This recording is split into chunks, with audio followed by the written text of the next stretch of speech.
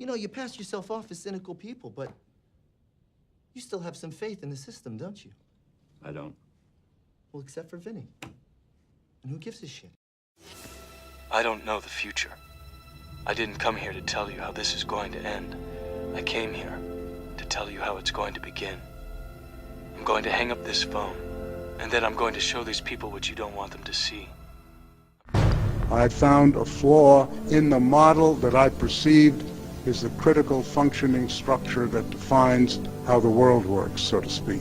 In other words, you found that your ideology was not right. It was not working. Precisely. Like, my bank is the worst. They are screwing me, my bank. You know what they did to me? They're charging me money for not having enough money. I think you gave us the responsibility in the Federal Reserve Act to oversee the stability of the financial system through our lending facilities, to be the lender of last resort, and we are trying to execute that to the best of our ability. There are really only two things anyone needs to know about the monetary system. One, all money is created out of debt. Money is monetized debt, whether it materialized from treasury bonds, home loan contracts, or credit cards. In other words, if all outstanding debt was to be repaid right now, there would not be $1 in circulation. And two, interest is charged on virtually all loans made, and the money needed to pay back this interest does not exist in the money supply outright. So, if all this debt was to be repaid right now, not only would there not be $1 left in circulation, there would also be a gigantic amount of money owed that is literally impossible to pay back, for it does not exist. And now all of a sudden, not you, but all of us who are Americans are going to have to pay an extra $5 trillion in one weekend for private people who committed fraud. This is outrageous. Who are these people who are taking our money and doing this and ruining America? I would personally be very, very reluctant to release the individual names of the bar. What do you think might happen if people knew how their $1.2 trillion had been spent? Do you think they might be angry? No, I don't know, obviously. I think that they can judge how the money is spent from or how the money is lent from what we're telling them. This is what it boils down to. She says, well, you only have $20. That's not enough. You can't just have $20. So we're going to charge you $15. So they charged me $15. Then I had $5. Now, I don't know if you've ever had only $5 in the bank, but guess what? You can't get it out. You can't. If I have $1 million to spare and I put it into a CD at 4% interest, I will make $40,000 a year. No social contribution, no nothing. However, if I'm a lower class person and have to take loans to buy my car or home, I am paying in interest, which, in abstraction, is going to pay that millionaire with the 4% CD. This stealing from the poor to pay the rich is a foundational, built-in aspect of the monetary system. What kind of a system is that? They have people at the bank, they go, okay, some of these people don't have enough money, so we better take their money away from them because they have so little. That's it. There's no better explanation than that. Then they go, these people have so much. If you have a lot of money, they give you money.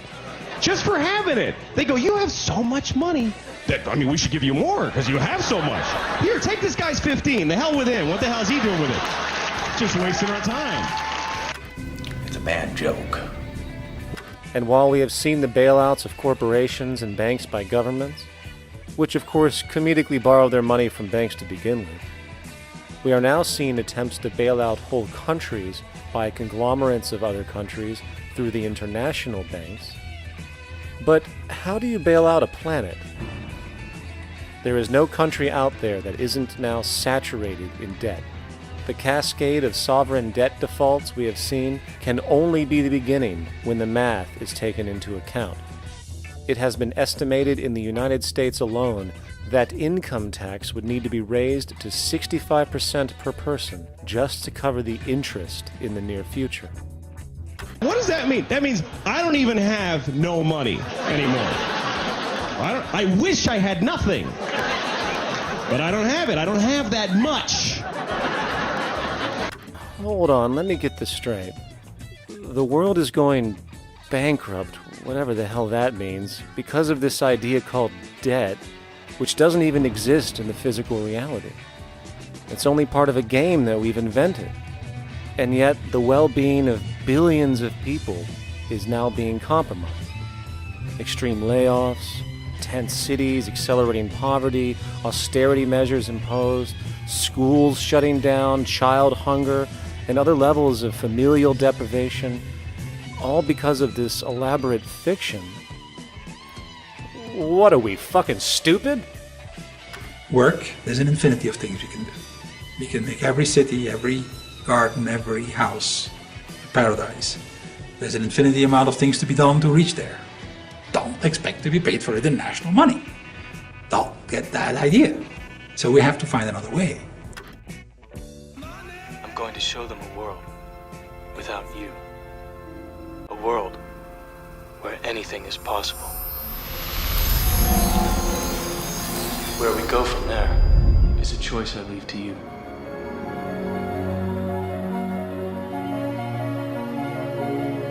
In a mutual credit system, everyone has an account. This account can go positive and it can go negative. When Bob repairs Andrew's hotel, Bob receives a credit and Andrew receives a debit. Bob can then use that credit to buy catering from Christine. Andrew works off his debit by providing lodging for Daniel. When Daniel does dental work for Christine, the credit and debit are cleared. No hard cash was needed, and everyone gained something in the transaction. Over the long run, we expect that each person is going to put in as much as they take out and take out as much as they put in. But we allow these temporary imbalances in order to facilitate this exchange process. This is the fundamental function of money. As more people join the mutual credit clearing circle, this process can become more dynamic. Ultimately, no matter how big the circle gets, the value people contribute should remain equal to the value they take out. This is money created not by a hierarchy, but is a medium of exchange that's created between us. Second, there's no interest. Third, it's not scarce. When you start trading in fourth quarter exchange, many people talk about experiencing a shift in consciousness. There's not a scarcity of that currency, so there's much less competition. So you end up with a completely different experience, and people talk about how cooperative, supportive, people are really concerned about your well-being. So the primary distinction between money that is tight, scarce, limited, comes from them, and money that is free, available, sufficient, and comes from us, is that with one, we are in fear and greed and competition, and with the other, we behave like sensible human beings. We are more generous, we're more comfortable, we're more giving, we're more willing to receive. We don't need to have all this suffering around money. We can free ourselves from it. And the economy can be much healthier and much more of service to all of us. Time to become aware. Time to have a consciousness of our potential. And I think our potential as humans is infinite. Let's not limit ourselves through the medium of exchange. Time to wake up.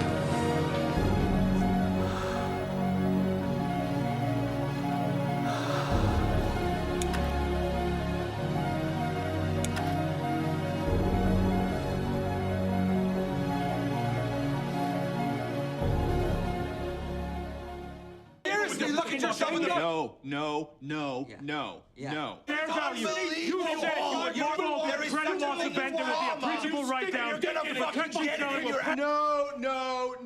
No, but seriously, a clonic once a year. You got a matching little butler boy, you butt fuck. Are you done? I think so, yeah. God, I pulled a muscle in my back from yelling. Mortgage defaults have done nothing but go up. Yet you quote us a higher price on the bonds. Please explain that to me. There's no way that makes sense. There's no way you're marking these swaps appropriately. I mean, why shouldn't we back out of this trade right now? Didn't I say when we made this deal that the rating agencies, the SEC, and the big banks were clueless? Didn't I say that? Yes, you Didn't I say it? Yes, you did. You did. Shut up. You did. Now their foot's on fire. They think their steak is done, and you're surprised? That's not stupidity, that's fraud. Tell me the difference between stupid and illegal, and I'll have my wife's brother arrested. That was funny. I guess you just don't realize how clueless the system really is. Yes, there's some shady shit going down, but trust me, it's fueled by stupidity. Look at yourselves. You know, you pass yourself off as cynical people, but you still have some faith in the system, don't you? I don't. Well, except for Vinny. And who gives a shit? No way.